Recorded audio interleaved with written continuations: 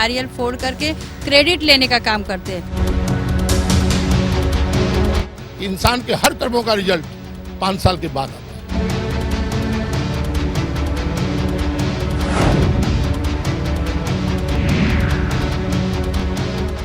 Break के बाद आपका हमारे इस खास पेशकश मुंबई की आवाज में स्वागत है। ब्रेक पर जाने से पहले कई लोगों की हमने प्रतिक्रियाएं ली, उनकी समस्याएं आपको बताई, और एक बार फिर अपने तमाम दर्शकों को हम बता दें कि देह व्यापार से सराबोर दक्षिण मुंबई का इलाका, यहां पर सालों साल से अपने परिवार के साथ गुजर बसर कर रहे वो लोग इस समय आहत हैं, कोस रहे हैं सरकार की उन नीतियों को। कई बार पत्राचार किया गया सरकारी महकमे से कि सड़कों पर खड़े होकर यहां पर देह व्यापार क्यों किया जाता है, क्यों तथाकथित दलालों को यहां पर पनपने दिया जाता है। एक आम परिवार सिर्फ यही एक्सपेक्टेशन रखता है सरकारी महकमे से कि उनकी समस्या से उनको निजात दिलाया जाए। हम एक एक करके उन तमाम लोगों की प्रतिक्रियाएं अपने दर्शकों तक पहुंचाएंगे। आपका नाम क्या है? जी, मेरा नाम स्वाति दुबे है। क्या करते हैं आप? जी, मैं स्टूडेंट हूँ, बीएमएम की स्टूडेंट हूँ, मास मीडिया फिलहाल पढ़ रही हूँ। बहुत अच्छी बात है। वैसे आप बीएमएम सेकेंड ईयर कर रही हैं, जी, थर्ड ईयर कर रही हैं, आपको ढेर सारी शुभकामनाएं। लेकिन आप ये बताइए कि बीएमएम का भी तो एक पार्ट एंड पार्सल आपको यहाँ दिखाई दे रहा है। बड़े बड़े आसानी से आपको छोटी मोटी खबरें मिल जाया करती होंगी। जी बिल्कुल मिल जाती है। अक्सर दिक्कत होती है इंसान को आने जाने में। अगर कॉलेज से कभी लेट हो गया आने में तो आप आ नहीं सकते हो। आपको कैसे भी कैसे करके कॉलेज से जल्दी निकलना ही होता है, क्योंकि आपको पता है कि अगर शाम ढल गई तो इस एरिया में आना जाना सेफ नहीं है। आपको नज़रें झुका के आना होता है, नज़रें झुका के बहुत दिक्कत होती है। सबसे बड़ी बात कि अगर आपको कभी प्रोजेक्ट या प्रेजेंटेशन के लिए अपने फ्रेंड्स को इन्वाइट करना है तो आप नहीं कर सकते। ये बहुत बड़ी दिक्कत की बात है कि अगर मुझे कोई प्रेजेंटेशन करना है तो मुझे मेरे फ्रेंड्स के घर जाना होता है या मुझे मेरे कॉलेज तक जाना होता है। मैं अपने फ्रेंड्स को यहाँ नहीं बुला सकती क्योंकि उन्हें भी दिक्कत, उन्हें उनके पेरेंट्स अलाउ नहीं करते। सबसे बड़ी बात तो आपके अनुसार होना क्या चाहिए बतौर एक युवा? मेरे अनुसार इस समय पहली बात तो इन चीज़ों को पे रोक लगा देनी चाहिए, क्योंकि रोक लगाना आवश्यक है। ना सिर्फ मुझे बल्कि बाकी युवाओं को भी ये दिक्कत होती होगी। Not as a mass media student, not as a student but also as a person बहुत ज़्यादा दिक्कत होती है इन लोगों को। बिल्कुल बिल्कुल। आपका नाम? मेरा नाम स्नेहलता है। आप ये बताइए, आप क्या कहना चाहेंगे, क्योंकि समस्या तो विकट है। एक्चुअली ये लोग सब लोग बोलते हैं कि ये 150 साल पुराना से चले आ रही है, लेकिन 150 साल पुराना से बम्बई आज किधर से किधर पहुंचते हैं, लेकिन हमारे एरिया क्यों नहीं बदल सकता है। लेकिन ये जो है हम लोग इतना सालों से, मेरा सासरा और पीढ़ी दर पीढ़ी हम लोग इधर रहते हैं, लेकिन उन लोग के उस टाइम में भी इतना ये नहीं था। जो अंदर ही रहता था, जो रूम में ही रहता था, आज खुला आम सड़ा बाजार हो रहा है। तो हम लोग को आने जाने में कोई आता है तो रास्ते में छेड़छाड़ करता है, कोई घर में घुस के बोलता है कि आता है क्या, तो हम लोग क्या जवाब दें उनको, हम लोग क्या करें। अभी आप चाहते क्या हैं? हम लोग चाहते हैं कि ये रास्ते पे, फिलहाल तो हमारा मेन मुद्दा यह है कि हमारे को रास्ते पे ये नहीं चाहिए। मुख्यमंत्री देवेंद्र फडणवीस से यदि कोई सवाल आप करना चाहें तो किस तरह का सवाल करेंगे? किस तरह के, हमें अभी लेडीज की इतना सिक्योरिटी इतना उन लोग बोलते रहते हैं, लेकिन फिर हमारे एरिया में हम लोग इतना सालों से हम लोग रहते हैं, हमारा सिक्योरिटी क्या है इधर। हम लोग चाहते हैं कि इधर से ये पूरा हट जाए और हम लोग को पूरा ये, हम लोग लेडीज को हमारा एक सिक्योरिटी मिले, और हमारे एरिया को जो बदनाम एरिया से देखा जाता है ये बहुत तरीके से अच्छा नहीं है। हम लोग इससे कितना बोले, हम लोग बोल भी नहीं सकते, इतना हम लोग को तकलीफ है। बिल्कुल। हम अपने दर्शकों को बता दें कि यदि दक्षिण मुंबई के ग्रांट रोड इलाके में, कमाठीपुरा इलाके में, अरब गली इलाके में, फॉरेस्ट रोड जो अब वर्तमान में आरएस निमकर मार्ग के नाम से जाना जाता है, यदि इस इलाके में किसी को इनवाइट करना हो, अपने मेहमानों को या अपने परिजनों को बताना हो कि हम इस इलाके में रोजी रोजगार करते हैं या कॉलेज में हम शिक्षा ग्रहण करने के लिए जाते हैं, तो जुबान आगे नहीं बढ़ पाती, क्योंकि इलाका रेड लाइट है और लोग परेशान हैं। आप क्या कहना चाहेंगे मैडम? क्या नाम है आपका? हसीना। आप कितने साल से यहाँ रहते हो? मेरा जन्म यहीं हुआ है और मैं चाहती हूँ कि ये गंदगी यहाँ से हटे। हमें बहुत तकलीफ़ है यहाँ, हमारे बच्चों को जल्दी रिश्ते नहीं आते हैं, आते भी है तो ये मोहल्ला, ये जो रहता है रात में, ये जो रंगरलियाँ, ये देखकर वापस चले जाते हैं। हमको यहाँ बहुत तकलीफ़ है, आने जाने में दुश्वारियाँ, टैक्सी वगैरह पकड़ने दुश्वारियाँ, हर चीज़ की दुश्वारियाँ हैं हमको यहाँ पर। लोकल पुलिस स्टेशन का क्या रोल है? लोकल पुलिस का तो वही है, बोलो सुनवाई तो होती नहीं है, और रातों में तो ऐसा रहता है कि बिल्कुल आ जा सकते नहीं है। हमारे लड़कों को घसीटा जाता है जो दलाले रहते हैं, या ऐसा है। They invite them when the guest come, when anybody comes to a house, they say, they invite the brokers, they invite the boys, the youngsters. Okay, would you like to come with us? If they say no, literally they keep knife or they try to rob their things from the kids, youngsters. For education also it's so difficult. For admission it is difficult. We don't get admission. Seeing Mumbai 8, the locality, they say no admission. Totally. For jobs. Only because of this ilaka. Yes, because of that. And for job loans or for any facilities, totally banks say they no. Totally Mumbai 8, no. It means यहाँ रहने वाले लोग जो हैं वो गलत हैं. हाँ, so they think that the crowd, local, even the residential, they are totally the same people. Why? Because of few people. Why we have to suffer that? एक गंदी मछली पूरे तालाब को गंदा कर देती है. और यही है यहाँ पर भी जिस तरीके से महिलाएं अपनी बातें रख रही हैं कि जब वो अपने बच्चे के एडमिशन के लिए किसी स्कूल में जाती हैं तो स्कूल से ये कहा जाता है कि चूंकि आप जिस इलाके में रहती वो इलाका सही नहीं है इसलिए आपको एडमिशन हासिल नहीं हो पाएगा. In convents, in ICSE, CBC, you go. They totally they say Mumbai 8, no. Totally no. Bluntly they say no. Admission नहीं होता है बच्चों का Whether they कि are बॉम्बे girls or 8 के है ये ऐसी एरिया के है तो हमारे बच्चों का एडमिशन नहीं होता है वहाँ पर. For the education हो कुछ भी हो नहीं देते हैं. आप मैडम आगे आइए प्लीज. आपका नाम?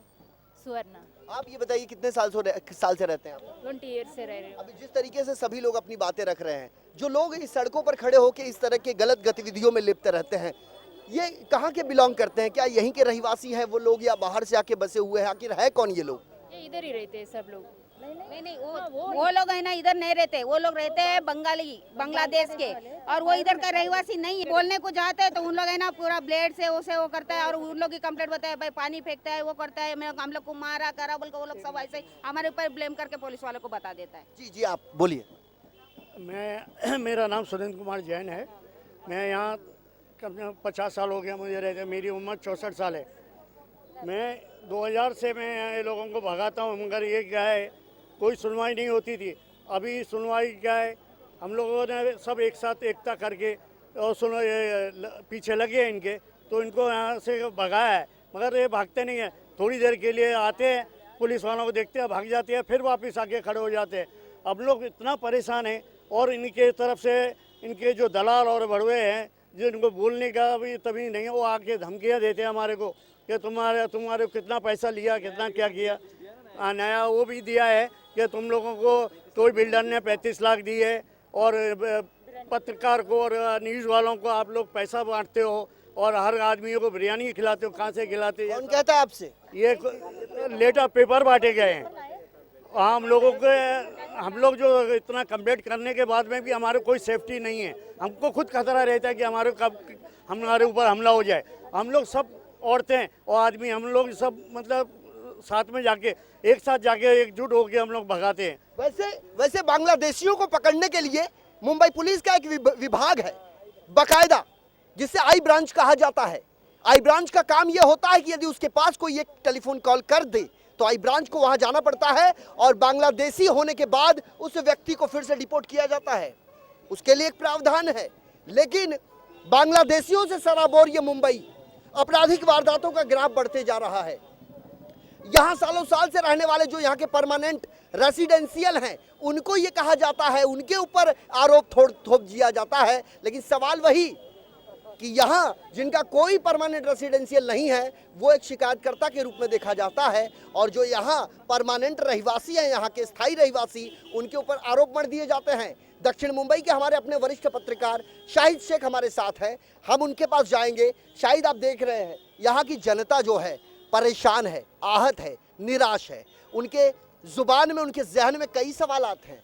आपसे जानना चाहेंगे शाहिद कि आपने क्या इतने दिन से आप खबर कवर कर रहे हैं कि आपका ध्यान इस तरफ नहीं गया? देखिए ध्यान तो बिल्कुल है. यहाँ पर लोगों की समस्या एक नहीं है. यहाँ पर कई समस्या. अभी आप बाजू में ही देखेंगे तो शुक्ला जी स्ट्रीट है. एक ज़माने के अंदर जो है यहाँ पर सबसे बड़ा कारोबार होता था कस्टम गुड्स का. स्थानीय लोगों का जो मामला है इससे पहले जब 1947 के अंदर जब जवाहरलाल नेहरू ने इधर आए थे तो इनकी समस्या को देख के रो दिया था उन्होंने उस वक्त पर. और हाल ही के दिनों तक का जो मामला चलता था वो बंद कमरे के अंदर हुआ करता था. अब ये मामला इतना बढ़ गया है कि ये जो पलायन करके जो बांग्लादेश के लोग इधर पर आए हैं और जिनके पास में देह व्यापार के सिवा कोई काम नहीं है तो ये लोग रोड के ऊपर निकल के पूरी पूरी रात ये लोग इस तरीके से धंधा करते हैं। क्योंकि मेरा रहना भी आगरी पाड़ा पे है, इस इलाके से मैं भी वाकिफ़ हूँ और यहाँ भी मैं कारोबार और सब कुछ देखता हूँ। तो ज़रूरत ये है कि जो रोड पर खड़े हो रहने वाली लड़कियाँ, जिससे एक आम फैमिली डिस्टर्ब होती हैं, आम फैमिली के बच्चों को डिस्टर्ब होती है। एक समस्या नहीं है, बच्चों के एजुकेशन से लेके दिन में बाजार जाने से पहुँचती हैं औरतें तो उनसे साथ में छेड़खानी होती है और बहुत सारे मामला हैं। आप यहाँ पर आएंगे तो आपको रात के वक्त में शर्म महसूस होगी। जब हम कॉलेज पढ़ते थे तो हमारे दोस्त के एक भाई ने मुझे देख लिया इस एरिया में, तो उन्होंने अपने भाई से कहा कि यार तू उस दोस्त के साथ में नहीं रहना। उसको मैंने कमाटीपुरे में देखा है। तो बोलने की बात है कि ये नाम को इस तरीके से बनाया गया है कि आज रेड लाइट एरिया का कमाटीपुरा का नाम लेते ही लोगों के पास में अलग सी तस्वीर सामने आती है। शायद भाई हाथ में एक पत्रक है, ये पत्रक है, वैसे तो ये अनऑफिशियल पत्रक लग रहा है क्योंकि एक सादे पन्ने पे ये लिखा गया है, लेकिन इस पे आखिर लिखा क्या गया है ये हम पढ़कर आपको बता दें। इसे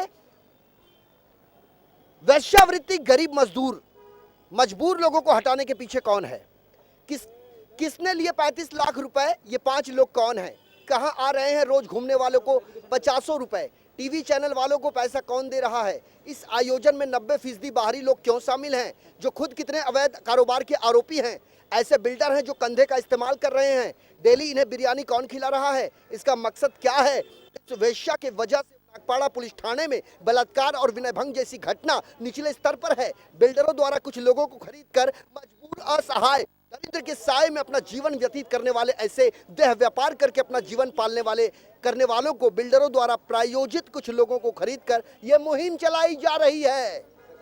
वेश्या व्यापार के खिलाफ आवाज बुलंद करना एक प्रकार से यह अपराध करार दिया गया है, लेकिन अगर यह अपराध है तो यह दुर्भाग्यपूर्ण है। हम अपने तमाम दर्शकों को बताना चाहेंगे कि दक्षिण मुंबई का यह वो रेड लाइट एरिया है जो जिस कमाटीपुरा 10वीं गली के नाम से जाना जाता है, और सड़कों पर आकर हम यहाँ की सच्चाई दिखाने का प्रयास करेंगे अपने उन्हें तमाम दर्शकों को कि ये इलाका जो है ये मोहम्मद, आपको बताना चाहेंगे कमाटीपुरा के नाम से जाना जाता है। यह इलाका, यहाँ पर बड़े पैमाने पर वेश्या व्यापार, देह व्यापार सड़कों पर किया जाता है और लोगों का यह आरोप है कि सड़कों पर खड़े होकर जिस तरीके से देह व्यापार किया जाता है वो उसकी हमें आपत्ति है। लेकिन सवाल है सूबे के मुख्यमंत्री देवेंद्र फडणवीस साहब आपसे, सवाल है मुंबई पुलिस कमिश्नर साहब आपसे, यदि मुंबई में रहने वाले सालों साल से यदि कोई परिवार है, अगर उसके सामने कोई समस्या है तो उसको उस समस्या से निजात दिलाने का कर्तव्य, आपका फर्ज आपका नहीं है। हम आपके पास दोबारा फिर आएंगे, ये एक आगाज है और इसे अंजाम तक ले जाना ये हमारी प्राथमिकता है। हमारा मकसद किसी की खिलाफत करना नहीं है, हमारा मकसद किसी को टारगेट करना नहीं है, हमारा मकसद सच्चाई पूरी पारदर्शिता के साथ सरकारी महकमे तक, राज्य के मंत्री तक और खास करके सूबे के मुख्यमंत्री तक पहुंचाना, ये हमारा फर्ज है और ये हम पहुंचा के दम लेंगे। फिलहाल हमारे आज के इस सफर में मेरे साथ अभी के लिए इतना ही। कैमरा पर्सन सागर चौगले के साथ दीजिए मुझे यानी संजय मिश्रा को इजाजत। नमस्कार।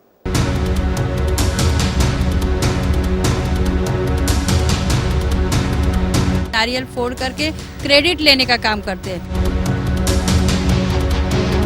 इंसान के हर कर्मों का रिजल्ट 5 साल के बाद आता है।